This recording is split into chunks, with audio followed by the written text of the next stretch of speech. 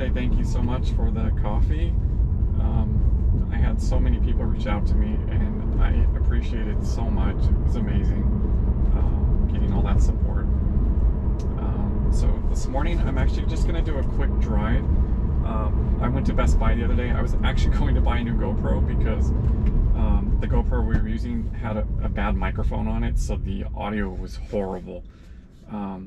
So with all the support that I got, I was able to actually pay for my GoPro. So thank you guys so much. I really appreciate it. So this is actually the new 2020.40.8.11 software. So this is actually the first video I've done since the new update. And I'm taking the exact same route that we took to Best Buy. And it struggled right in this area with changing lanes and swerving around traffic cones. So I kind of want to see if it's going to be any improvement from last time. And same thing, you know, I wiped my cameras down just to make sure that there was nothing on the screen, or on the lenses, I mean. So yeah, it's doing it again right here. So for some reason, oh my gosh. Okay, well, it didn't get any better there. It turned on the signal, and it started to actually go left in that intersection. I don't know why it's doing that right there. Like, it's strange to me because, like, it knows on the nav where it's going, but there's something about the design of that intersection that's causing the car to want to veer left. Anyway, so no improvement there. Let's see how it improves down here where the construction was happening and it was kind of like, you know, swerving.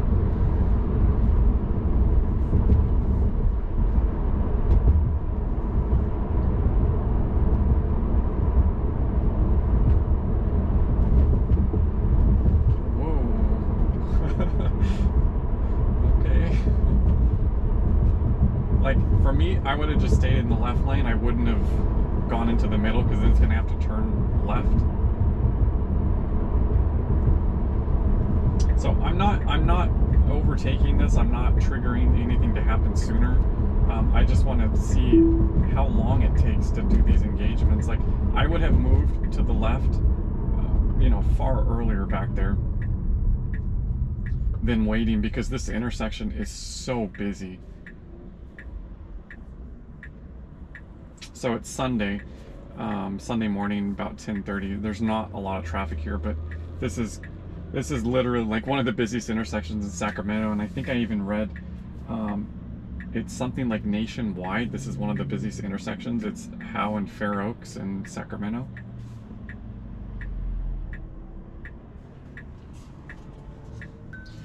The steering wheel is still kind of cockeyed to the right, so yesterday, after the very first drive I did yesterday with 811, I noticed it was staying straight pretty much every time I came to a stop. But here, it's like cockeyed to the right.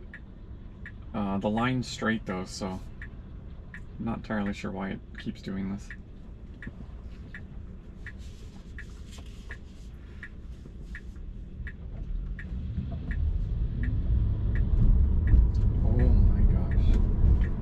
So it actually crossed over the left-hand line there, and it got incredibly close to this car that was next to it, that was next to me.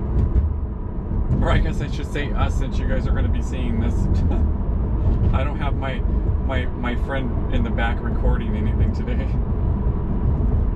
We're actually gonna, oh my gosh, we're gonna, what the heck is it? We're gonna head back up to Auburn. And I'm pretty much just going to go through the same nav points I had set on the screen. So it looks like they took all the construction cones out.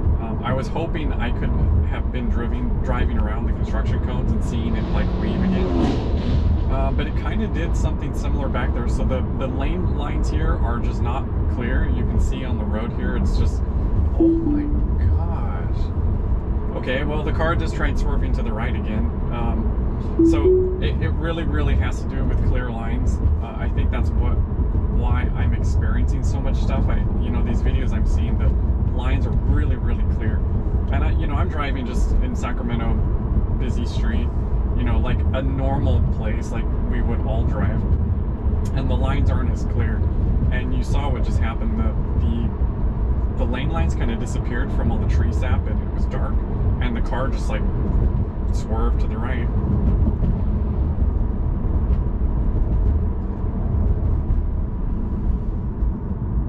Yeah, and I'm only intervening because, you know, Tesla needs to know, like, the car's not responding correctly here, and if you don't intervene, how else are you going to have the system get trained correctly as a standard driver? You know, like, we don't want our cars, you know, swerving because you can't see the line. No, we just continue to drive straight. Even if we can't see the lines, our brains know, like, hey, the width of the line was, you know, I just keep saying 10 feet because I don't know the width of a lane, but, you know, if a lane is 10 feet wide and our brains know that, we just keep going straight. Like, you know, that's why I was saying, like, you know, when we build like a tunnel, our brains kind of have a natural way of knowing what a lane is. If we look at an intersection, we know that there's a road there and a road there. We just know that, you know, and that's kind of like building data in our head for our own map. You know, it's like an internal map. And that's kind of what I mean. The car needs to do something similar. And I'm not saying that it needs map data built in necessarily, because you want it to see, but you kind of have to be able to program some kind of logic in there to say, okay, if there's a lane here, naturally there's going to be a lane across there, even if the lines aren't as visible. It's just like what we naturally do with our brain. I mean, it's kind of hard because, you know, say maybe the road's a dead end, but there's usually signage or lines that can designate that, and that can be programmed. So there's actually a police car behind me. I hope the car doesn't do anything crazy here. Oh my god. Okay, yeah, no. Oh my gosh. Okay, so this is actually a it's dual left-hand turn lanes from Howe Avenue to Arden Way. So the car was actually in the left-hand lane, but for some reason it just swerved to the right lane. I don't know if you guys saw that, but and there was a police car behind me. I'm just glad that he didn't like light me up or something from that. I'm testing the software.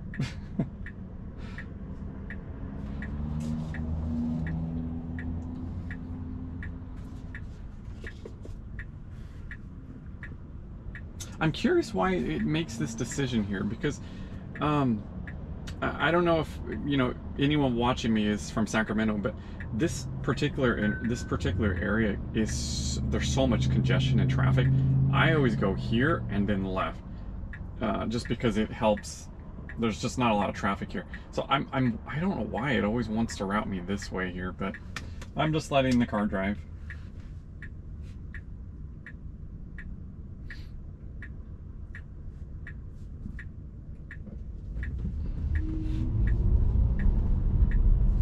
Again, it's just not like, so what was happening right there, why I overtook, the car slowed way down and it started actually turning, just going into the car to the right of us.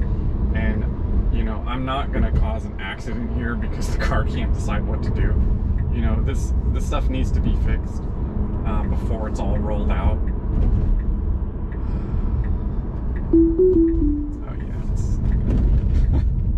Okay, so let's just try it again here. It struggled here.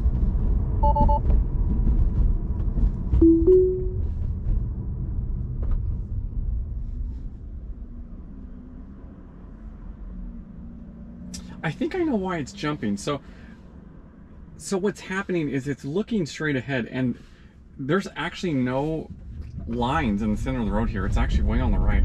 And I think the prediction is kind of like looking at the line, and that's why it's like jumping around, because it can't see it clearly. So, oh my god. Okay, so it just like, That car, I don't know if you saw that car.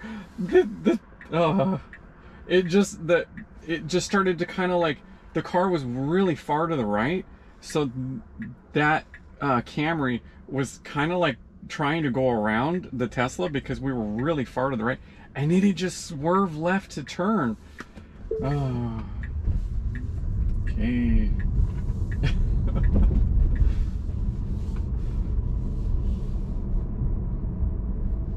Okay, so let's put the nav point to Auburn.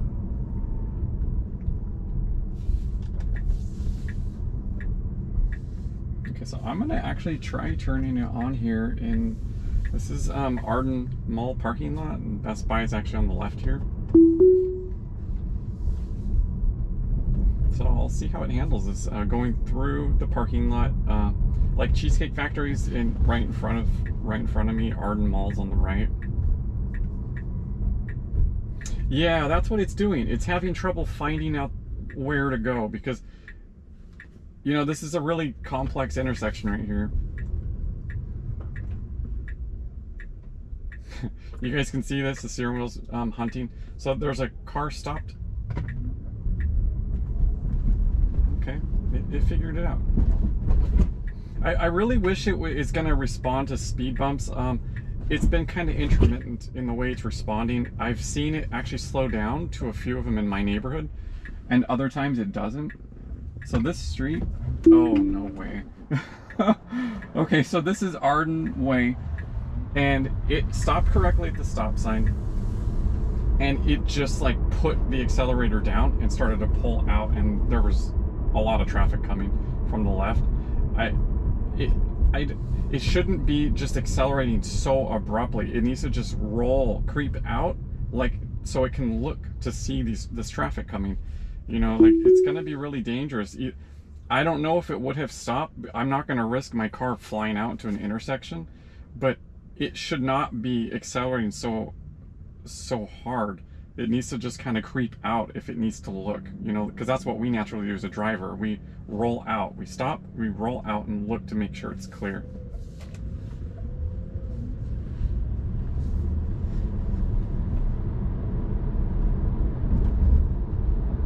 But it's definitely a lot better at pathfinding. It struggled when we were in the parking lot at Arden yesterday. It was struggling. Okay, it just I had to tap the accelerator there because for some reason it just abruptly slowed down. Maybe it was detecting one of the cars on the side wanting to come in. I'm not sure.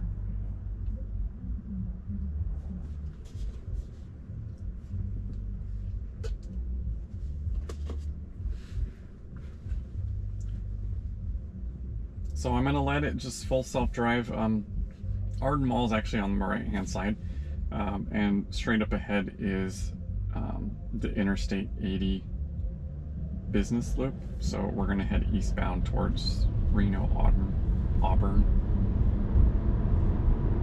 and I'm gonna let it. Oh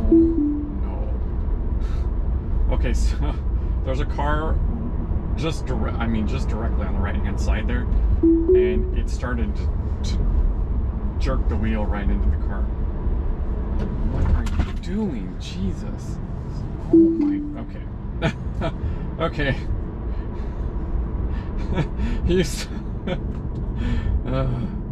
This is so nerve-wracking, you guys. Like, you know, I don't know, you know, it's not like I'm being sensitive. My autopilot doesn't act like this. It doesn't jerk the wheel and like swerve so abruptly. Like it really aggressively maneuvers the cars now in this new FSD software,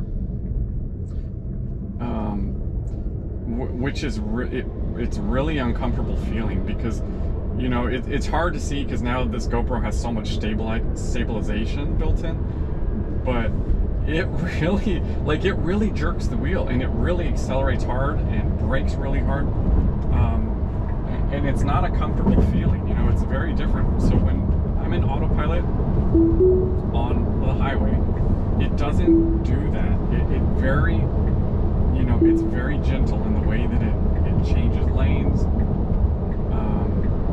in the way it accelerates. It's natural. It's like how, to me, it's more natural how we would drive. Like when I'm on the highway, I'm comfortable using autopilot. I love it. I use it all the time. But the new FSD mode in city streets is definitely aggressive. I've said that before. They really opened it up, but it's got to be refined, because I mean, we can't have our cars swerving all around the roads, because I mean, I don't drive like that. I mean, maybe some people do, but I don't. I drive really, you know, probably really casually. You know, I like having smoothness on acceleration, because, you know, I don't like my car jerking around the road. I just, I don't know, I want it to be natural. Anyway.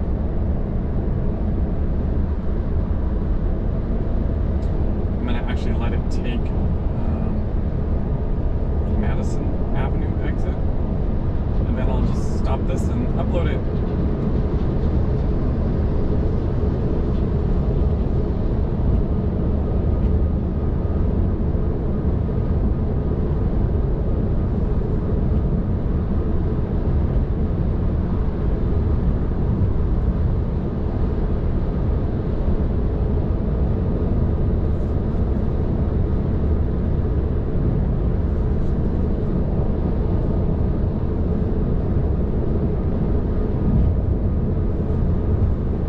My follow distance is set to 3, in case anyone's wondering about that. Like, that's the most comfortable for me. Like, I actually made a suggestion to Tesla a while ago when, I think it was actually probably when I first got my car 2 years ago. I actually suggested that we should have more of a dynamic following distance. So I actually wrote out this whole email explaining how it should function. So my thought is if there's any kind of rain or weather conditions, it would auto set that follow distance to be longer, because that's what I do naturally. So if it's raining or if there's some fog, I throw my follow distance out like +1 or +2 more. And then when I'm in stop and go traffic, you know, slow stop and go traffic, because this gets very congested, I'll actually roll my follow distance up to like 1 even, because cars will be cutting in, especially when you're in big cities like LA or San Francisco Bay Area. We have so much traffic, and when my follow distance is set to 3, cars are continually turning in front of me, which then makes my distance further, and it's just a bad cycle. So I made a suggestion. So like stop and go traffic, it should like dynamically shorten the follow distance, and then if there's like inclement weather, it can automatically make it further. Like when it detects fog or rain, like if the wipers switch on, that could be the logic to say, oh, increase by +1 or +2 or whatever. Like more of a dynamic following distance. Okay, so now we're transitioning from Business 80 eastbound to Interstate 80. So I just went over Auburn Boulevard, and I'm navigating on autopilot, because now with the FSD beta, the default option is enable navigate on autopilot on every trip. So I'm just letting it select lanes by itself.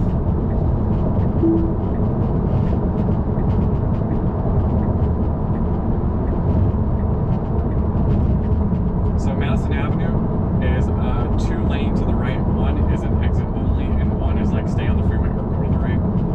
You can see it here.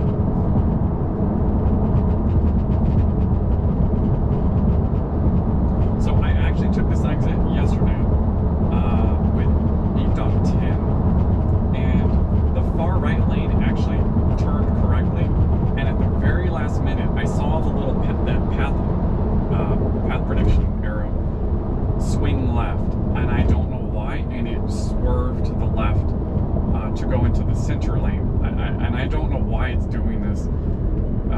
that's why I stress so much, like, you know, like, as humans, we know if we see a lane, it just, like, we know, like, in our brains that it goes this way.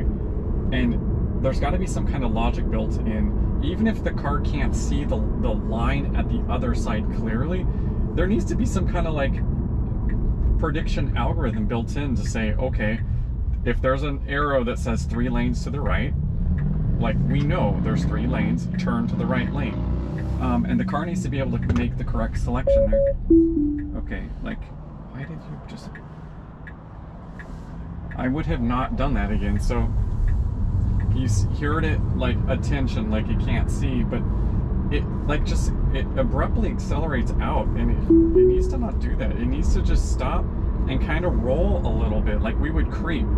You know, the creeping is a lot more natural and more comfortable feeling to us as passengers. We don't put our foot all the way down after we come to a full stop and then slam on the brakes if you can't see or give us a warning. You know, you just, as natural drivers, we, you know, we come to a stop and we roll out to look to see if it's clear. We don't just, like, put our foot straight down and then slam on the brake or go into a car. So I'm personally expecting some refinement for that, because that's not natural.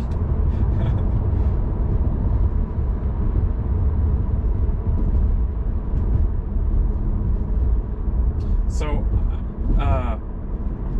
again, I would have not just stayed here. I would have moved to the center lane, because this is the 3-lane, this is Madison Avenue. It's actually 3 lanes. And I have to make a left-hand turn half mile ahead. And, you know, the 2 lanes to the left of me were completely open. And I feel like they are using the Navigate on Autopilot highway algorithm to say don't change lanes near an intersection or some kind of intersection. And in cities, it's, to me, it's different. In cities, you want to switch lanes to get the most efficient lane. On the highways, you kind of just stay there. You know, it's different. It's like different logic. But that can all be easily programmed. It knows where we're on the city street versus highway, and that could just be an easy programming change.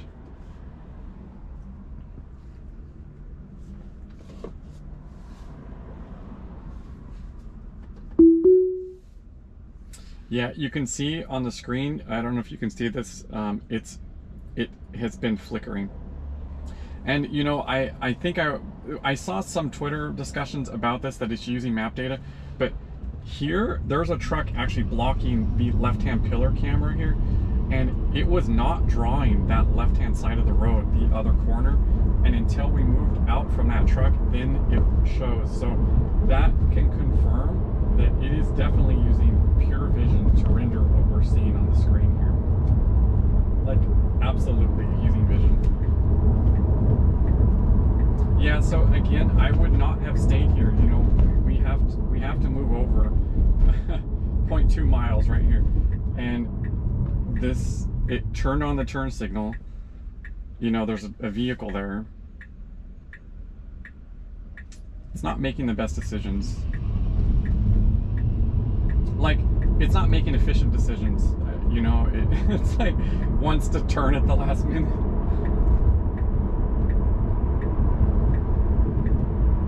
It got over them.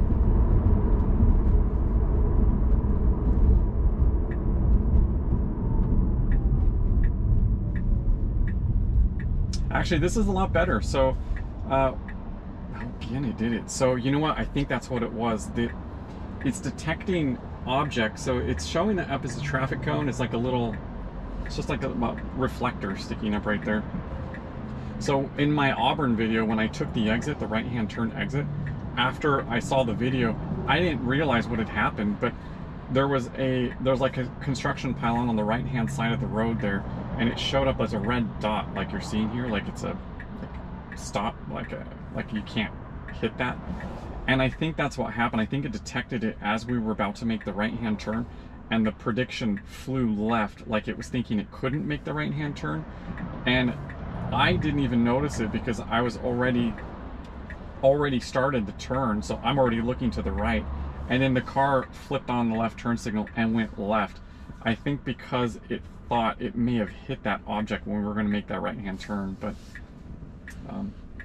I just really wish Tesla would you know, give me some feedback on why it makes certain decisions. I think that'd be pretty awesome information to get. So I'm going to try to let it turn here and see how it performs. I'm a little concerned because you can see it jumping to the right hand side of that. Oh no, it was gonna, my back tire was actually gonna clip that object. So I'm gonna shut it off for now.